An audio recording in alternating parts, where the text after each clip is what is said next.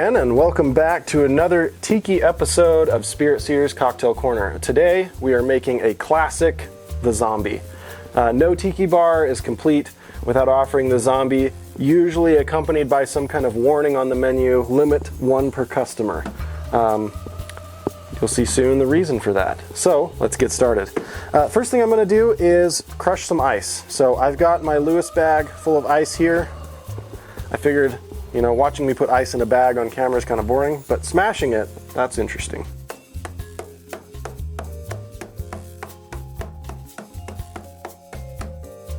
Just like that.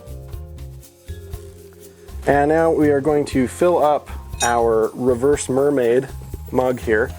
This is available from Monk Tiki. They're based in Astoria, Oregon, a place that is very near and dear to our heart here, if you've watched our travels previously.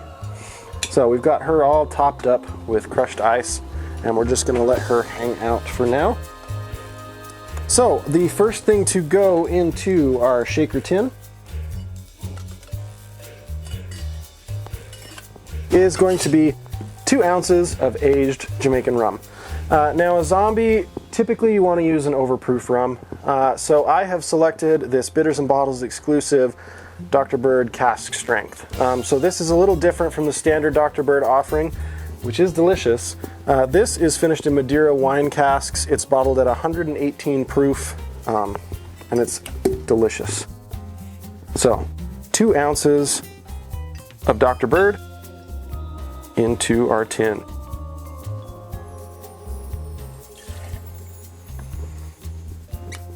I can already smell all that lovely rum funk. We're gonna go with 3/4 of an ounce of lime juice. A lot of ingredients in this one, so buckle up. Then we're gonna go with 2 ounces of grapefruit juice.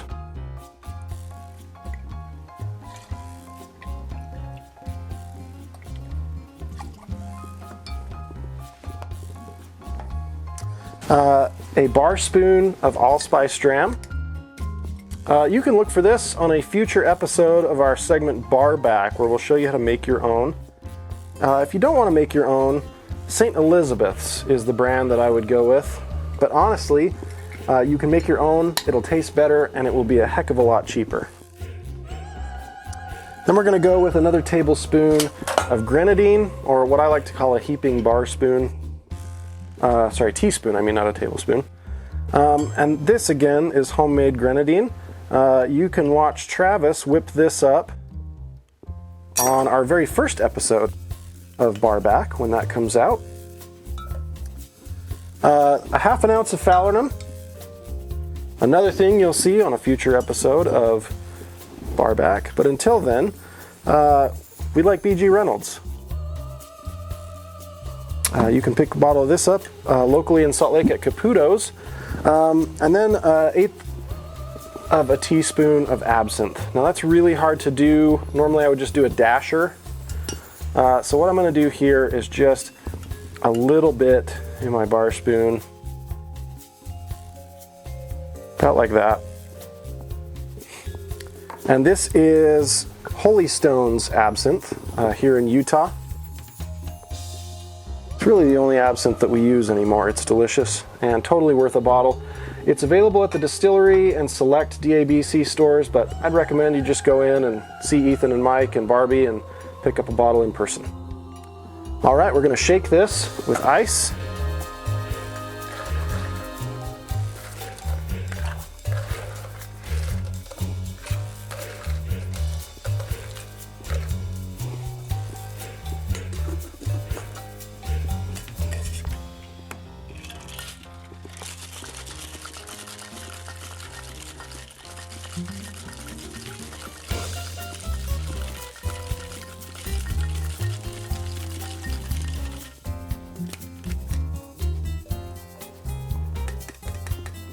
Okay, and then we're just going to strain this into our Tiki mug that's full of crushed ice. Now, you might be thinking, you know, why is this a 1 per customer per night kind of drink? And the answer to that really isn't due to the overproof rum per se, but it's due to the fact that you have 2 ounces of overproof rum, and it doesn't taste like it's there at all. So it's easy for somebody to knock back 4 of these things in an hour, and well, then you've got a problem on your hands.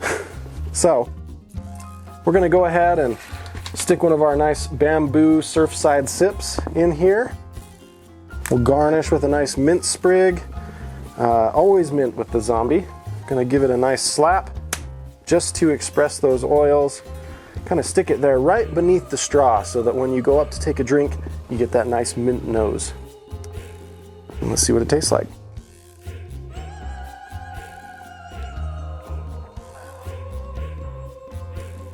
Delicious. As I said, you know, it's one of those that could really sneak up on you. 3 or 4 of these and you're gonna have a really, really rough morning. The rum is no slouch. You definitely taste the rum, but there's none of the burn or the harsh notes of the actual alcohol. It's really tempered by that grapefruit and lime and spices that we put into this drink. The absinthe, you kind of get at the very, very end, you get that hint of anise and that little bitter note of wormwood. All in all, this is a really, really good cocktail. There's a reason why this has been a staple in tiki bars for the last 80 years. You know, this is a cocktail that came out in the 1930s and 40s. It sort of predates the actual tiki movement, if you will. You know, Don the Beachcomber was serving these in California back in the 30s. So anyway, it's delicious. Let us know in the comments down below. If you try it, let us know what you think.